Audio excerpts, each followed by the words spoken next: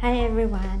Maraming nagtatanong kung paano makapag-start sa OBA or Online Business Academy at kung malaki ba ang amount na babayaran. Kung isa kang OFW, empleyado, estudyante, retired employee, or even kahit nasa bahay ka lang na naghahanap ka ng legit online business para makapag-ipon at magkaroon ng time freedom, ang OBA po ay pwede mong gawing online business or side hustle business.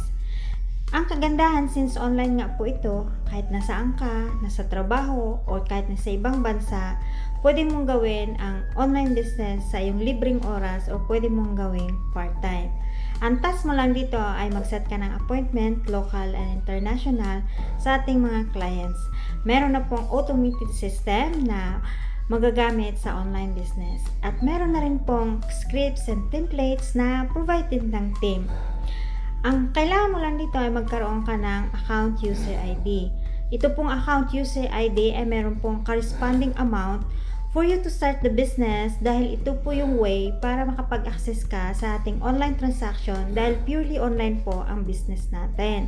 So, ang kailangan mo lang maging coachable ka para matutunan mo on how to operate the business. At para makapag-start ka dito sa online business, kailangan mong umattend sa aming online webinar orientation. Free lang po ito.